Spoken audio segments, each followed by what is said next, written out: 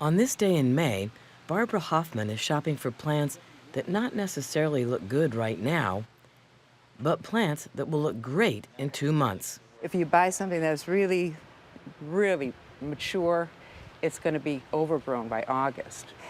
Geraniums can get quite wobbly in a pot. And of course, we have to be repotting it. This is for the category of the geraniums grown for their leaves. The beauty of the leaves is what the coleus will be entered into, and sometimes one complements the other, so they look better, two of them, rather than just one in a pot. They have to look good in August, so I'm probably going to pot them up and then trim them back so that they bush out and look real fresh growth for the fair. Hoffman scrutinizes each plant that draws her eye I hope this would stay in bloom until August. and has learned from 10 years of entering the fair and winning an assortment of ribbons some of what works and what doesn't. From experience, I know certain things just don't look good in August, and there's so many beautiful petunias nowadays, but what they do is they keep on spreading and growing, and by the time it gets to be fair time, they would just be all over the table. They don't maintain a compact form. Did you find everything you needed? Except the name of this one.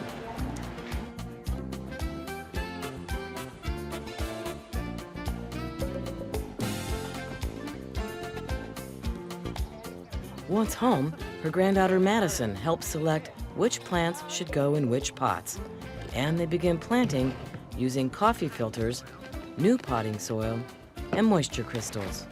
What we did was start out with a coffee filter at the bottom so the dirt doesn't pour right through. I try to have at least half-inch drainage holes in the pots. I generally use a commercially available mix. I buy the kind that has the slow-release plant food in it. For the fair, I try to use new soil because I don't want any of these diseases to crop in.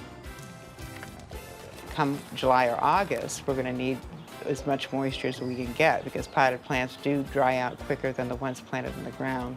So that's why we added the moisture crystals, which will expand when you water the plant and then gradually release whatever liquid that they're storing to the plant if you can't water every day. I water, and then I help her decide which plants to take to fair and certain colors I like together. It's fun, and I like getting my hands dirty. Once potted, the caregiving begins. Watering, removing dead blossoms to encourage new growth, and tediously cutting off poor-looking leaves to help prevent the spread of disease. Even then, a number of things can impact survival. Well, hail would do a lot of damage, especially to the taller plants. On some of the big leaf plants, slugs, if we have a lot of humidity, or some of these wasps that just eat them into waffle patterns. But heat and humidity and sun can do a lot of damage, and the plants that they recommend for full sun, really, they're not talking about Iowa full sun in July and August. I put those generally in partial shade, and they do much better. From May to August, Hoffman and her granddaughter nurture some 40 containers and take just the best 20 to the fair. But even if the best survive the summer, there is yet another challenge. The car ride to the fair with your plants on board can be tricky because you got to pack them in with towels in between because it's up and downhill from Dean Avenue is where you enter. When you bring them to the fair, if you don't clean up the dirty leaves or half-eaten, bug-eaten leaves or the dead head flowers, the judges can see that. It doesn't look like how you would show your horse or your dog or anything else. You would groom it. So that's plant grooming. I don't think there are really any secrets. I think you just need to groom them when you start out and groom them right before the fair.